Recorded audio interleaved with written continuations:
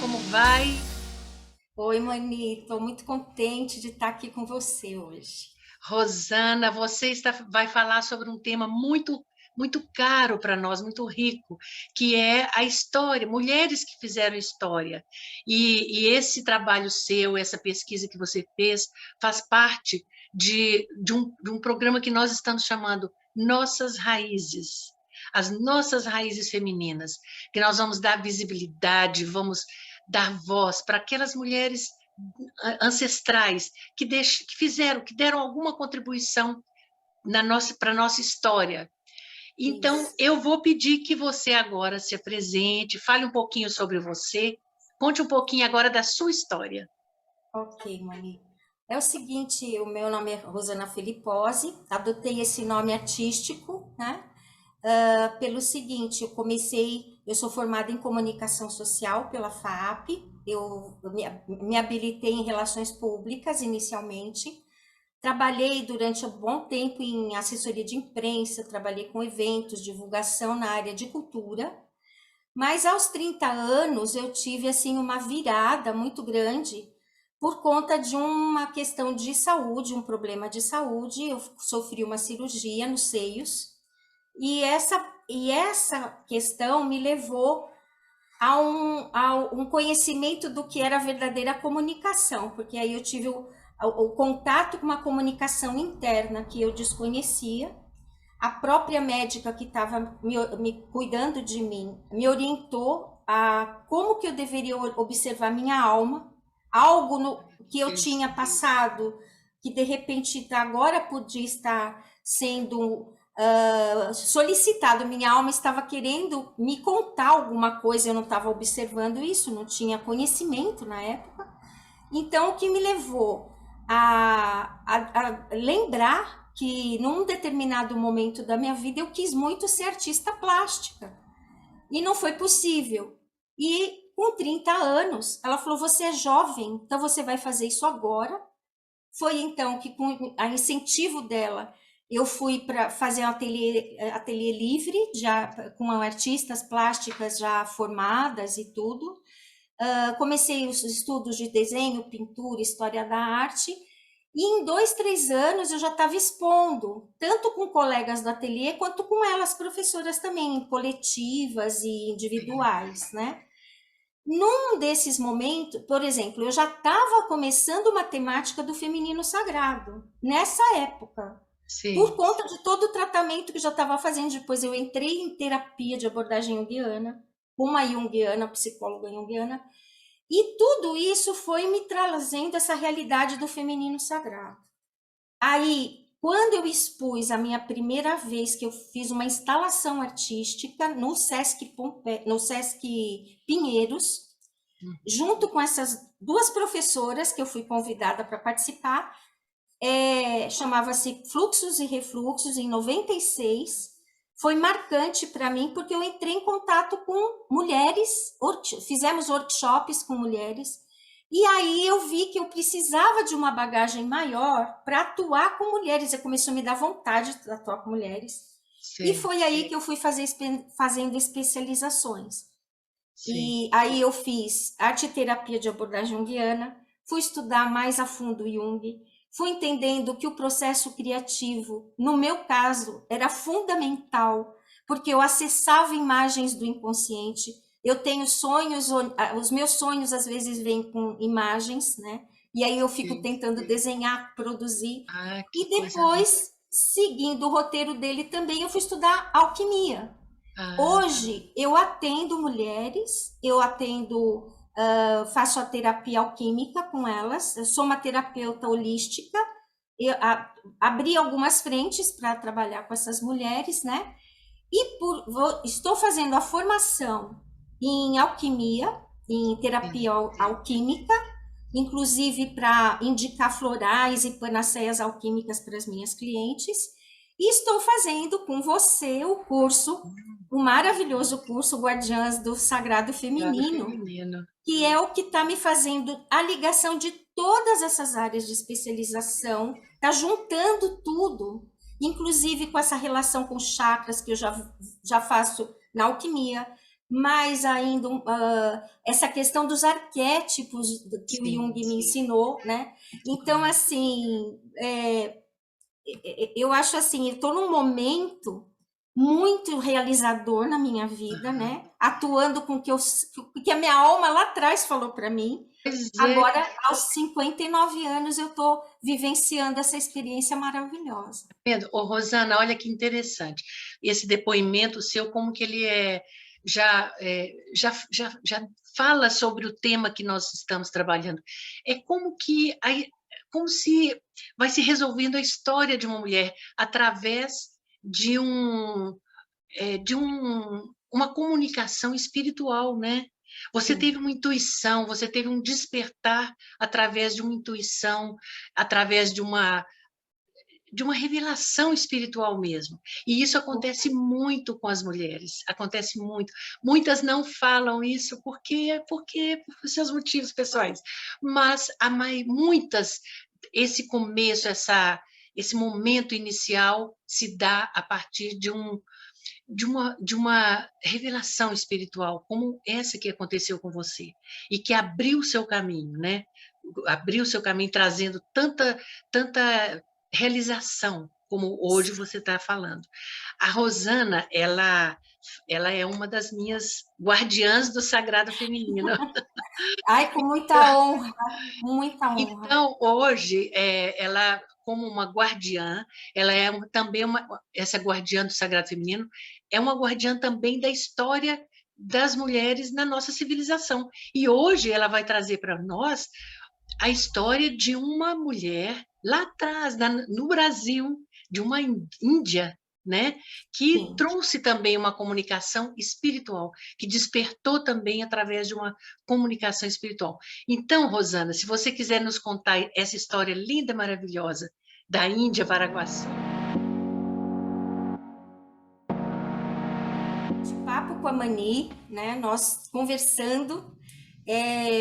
Ela queria muito esse projeto Nossas Raízes, e eu estou fazendo uma releitura de um projeto que eu apresentei no ano 2000.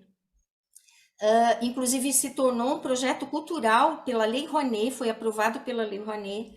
Mas assim, eu coloquei nesse projeto 5 personagens da história e uma lenda. Mas como que ele surgiu? Ele surgiu de um sonho que eu tive. E eu sonhei com uma imagem girando na minha cabeça, e quando eu acordei é que eu tive a verdadeira. Eu percebi que aquilo podia ser um mapa.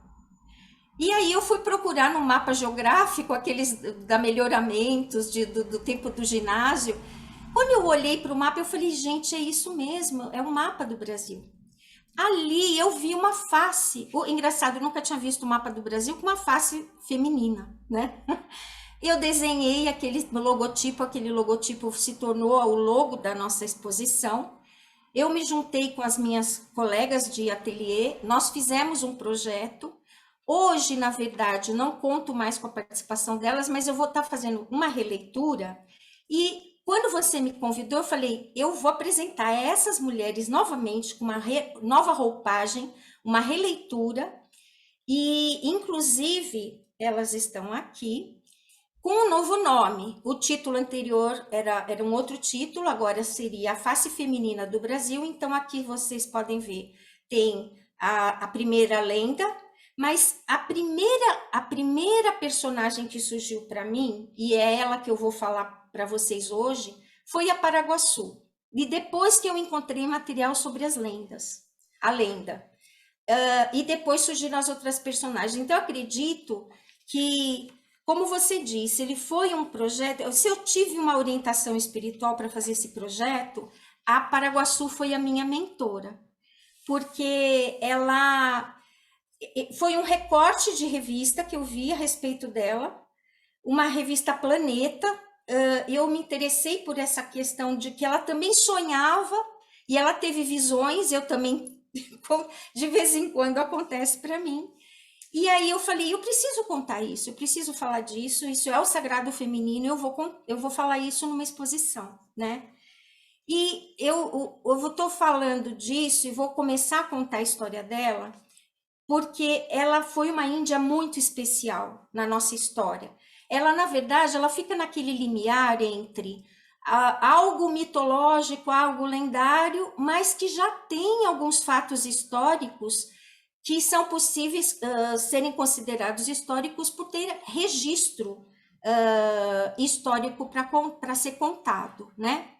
Ela, então, ela é filha de um cacique tupinambá, o nome do pai dela era Taparica, ela nasce em 1503 e falece em 1583, a data do falecimento é com certeza 1583, ela, portanto, vive 80 anos e ela se enamora, ela se apaixona por esse náufrago chamado Diogo Álvares Correia.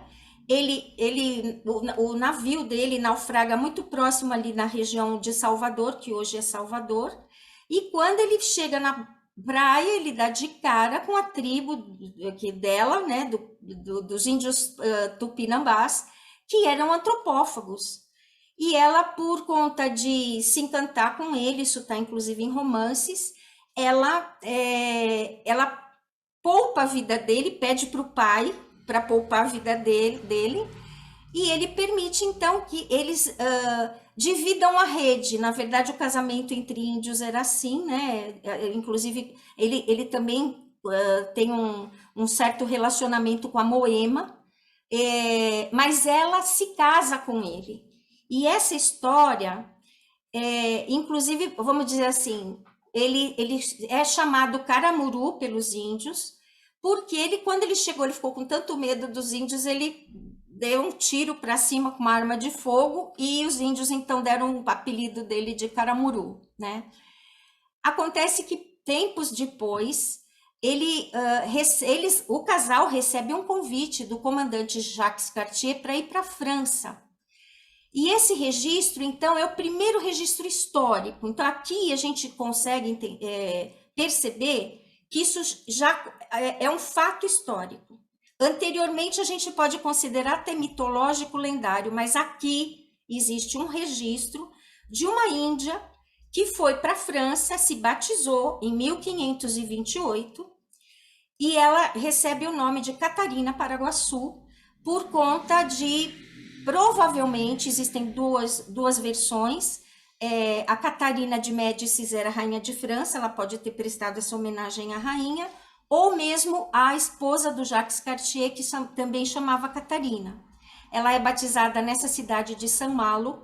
Essas imagens eu devo destacar que eu tirei de um site, e mais para frente eu vou mostrar o site bonitinho para vocês, porque são imagens que foram disponibilizadas para que essa divulgação fosse feita a Paraguaçu, esse legado que foi deixado para nós, e ela é considerada até hoje por muitos historiadores a matriarca do Brasil.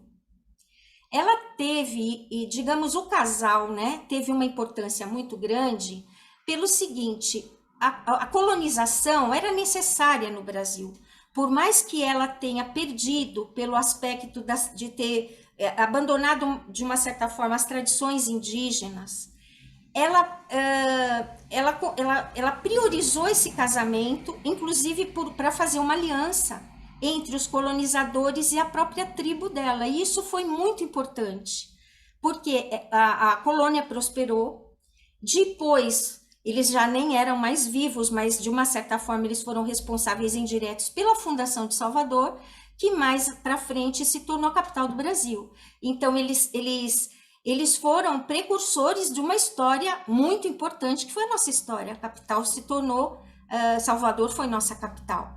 E também pelo fato dela ter se casado com Caramuru, ela deu à luz 4 filhos dele, que também tiveram o direito de serem registrados. Eles são considerados os primeiros filhos brasileiros com registro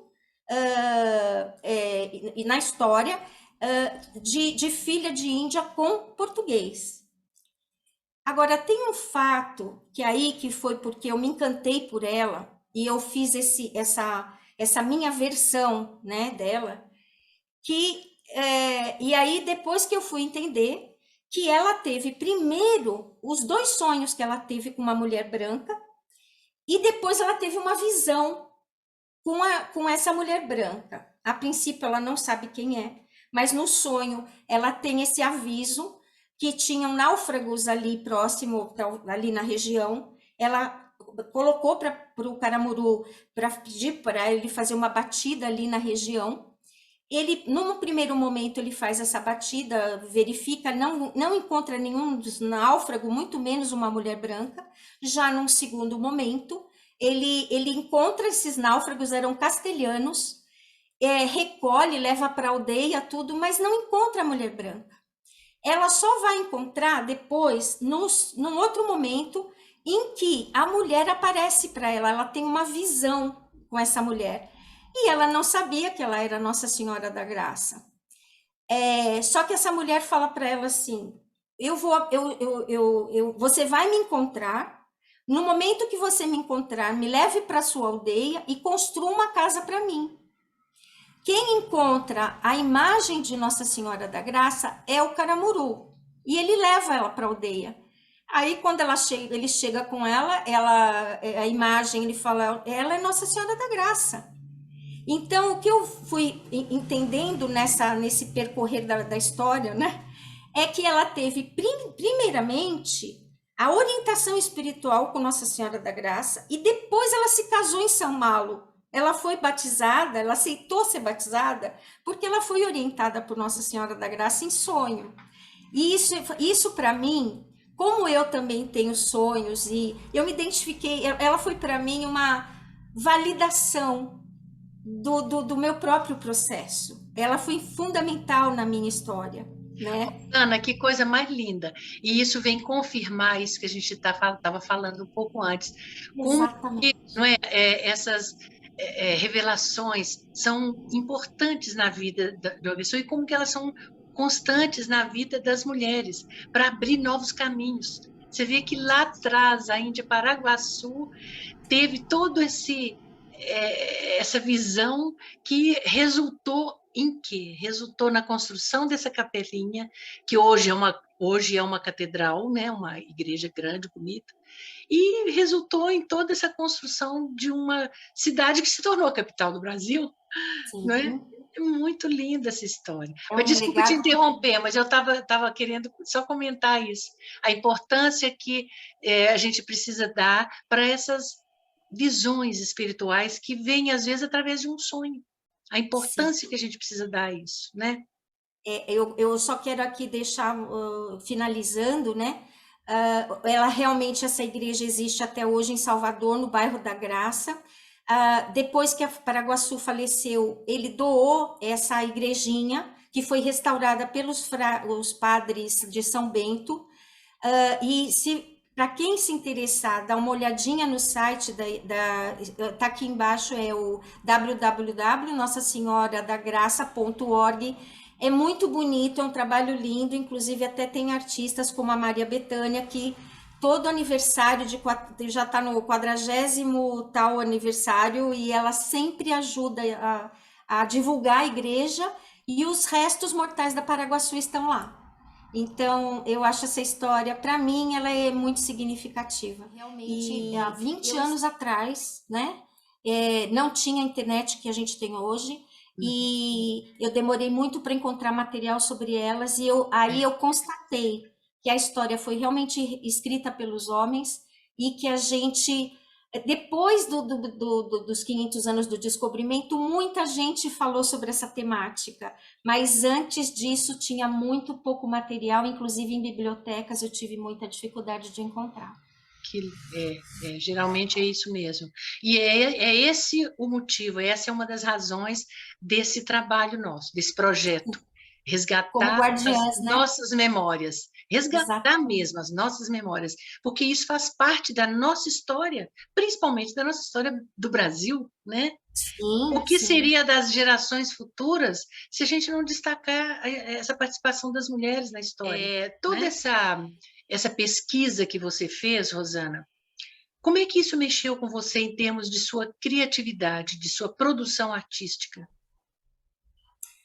Olha, é muito legal você perguntar isso, porque assim, depois desse sonho que eu tive, essa imagem, ela já me deu assim a noção de que era algo forte que eu precisava realizar. Mas eu fiquei muito no desenho e depois que eu fui encontrando materiais, devagarinho eu falei, meu Deus, né? Eu quero falar então, o que que eu poderia... Aí fui vendo que a gente estava... foi um ano antes dos 500 anos, eu falei, eu quero colocar isso então numa exposição, isso deve dar uma exposição para falar.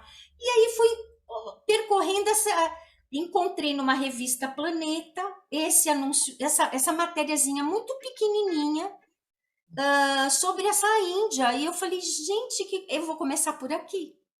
Aí, vamos dizer assim, o interessante no meu processo é assim: primeiro eu preciso desenhar e pintar. Depois que a imagem é feita, é elaborada, é que vem o resto. Quando eu Interessante. tentei fazer o contrário, pegar o conteúdo histórico, aí não conseguia fazer. Olha, Primeiro tem que ser a imagem, é é, algo que vem, tanto que olha, ela está aqui, né? é, Quando eu estava desenhando ela, eu fiz ela em lápis aquarelado. Eu tive eu tive assim, eu estava pintando, eu estava assim com a cabeça baixada, e no meu apartamento, a minha parede da frente, assim, tinha um quadro de uma outra imagem e tal. Aquela imagem sumiu e eu, de canto de olho, eu vi um casal. Tanto é que esse casal eu desenhei anos e anos e anos da minha vida, porque foi fração de segundos. Eu queria resgatar aquela imagem e eu falei, meu Deus, foi muito rápido. Quando eu virei a cabeça assim, eles sumiram. sim. E eu pus eles estão agora no meu site, é o logotipo do meu site que eu vou inaugurar no final de abril. Porque eu tenho a impressão, se eu posso dar um palpite do que poderia ser esse casal, eu acho que ele e ela, o casal primordial. O nosso casal primordial. Sei, sei. Um A nossa, arquétipo, né? Um arquétipo, né? exatamente, um É. arquétipo muito forte. Olha, Ela foi, como dizem, né, a matriarca nossa, ela é a matriz, é, né, é, dos nossos povos interessante. originários, né? É. E então assim, E é uma matriz dos povos originários, mas é uma matriz que remete também a uma outra matriz que é espiritual, que é a Nossa Senhora das Graças, né? exatamente, Olha, exatamente. olha a linhagem, como ela vem seguindo, como que ela vem passando pelo feminino, né? E como que o feminino tem essa abertura para captar esses significados inconscientes, porque isso tudo que veio para você foram assim comunicações do seu inconsciente, né? Foi. Manifestações do seu inconsciente. Foi vindo assim, e o artista é aquele que tem o inconsciente perto, né? Mais pronto para receber essas imagens, né? Ai, é tão legal falar sobre isso, porque para mim É, me emociona até. claro. Eu só encontrei essa história dos sonhos quando eu não sei se isso também eu poderia, eu acho que como aqui a ideia e a vontade que eu tenho é de transmitir essa experiência para outras mulheres que possam ter essa mesma experiência que eu Insight, né? passo. É a mesma. Exatamente.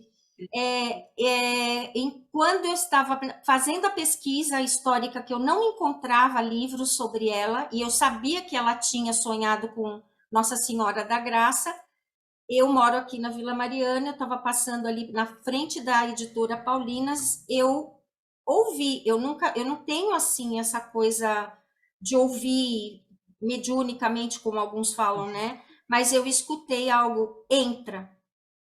Sim. Aí eu entrei na Paulina, cheguei lá, uma irmã, uma irmã dessas que fazem, são missionárias, ela disse assim, eu falei, escuta, eu gostaria de saber se a senhora tem alguma coisa a respeito de Nossa Senhora da Graça e sobre a Índia Paraguaçu, que eu estou procurando, não consigo encontrar. Ela teve a primeira sonho e visão com Nossa Senhora. Ah, minha filha, eu tenho uns 2 livros aqui para Ah, você. prontos. Então faltava esse Olha, gancho que eu não de encontrava na novo, história. tá vendo? De novo um chamado, de novo Foi. intuição, de novo o seu inconsciente te mostrando o caminho. Maravilhoso isso. Rosana, nós vamos então encerrar. Te agradeço muitíssimo pela sua Aí participação. eu, mas E, aí. Rosana, você gostaria de deixar assim uma palavrinha, uma mensagem para quem está nos ouvindo? Ai, olha, eu acho assim como eu, não essa questão da alma, né, que muitas vezes a gente não entende, que a gente tem uma alma, que a gente tem que não deu para fazer lá na infância, não deu para fazer na adolescência, mas não importa a idade, a gente tem condições de realizar, assim como eu consegui com muita dificuldade, mas eu consegui, Ah, né? sim. E eu Ah, acho que todo mundo tem que tentar isso. e com vontade consegue sim. É. Tem que ouvir essa vozinha que vem Se lá de chamar, dentro, esse chamado, né? Porque esse exatamente. chamado está vindo de uma outra dimensão. Principalmente a gente que trabalha com a transpessoal, a gente usa muito isso mesmo, né? A gente tenta Exatamente. abrir, escutar, abrir bem os ouvidos para poder escutar essa vozinha que vem de uma outra dimensão, né? E agora Muito com, com as guardiãs eu estou aprendendo também muita coisa junto com você. Nossa, mãe. as guardiãs são para exatamente guardar esses chamados, guardar essas experiências, ativar essa memória, né, ancestral que está em nós. Rosana, muito obrigada, te agradeço muitíssimo, viu? Eu que te agradeço, Mani. Muito obrigada. Um beijo grande para você.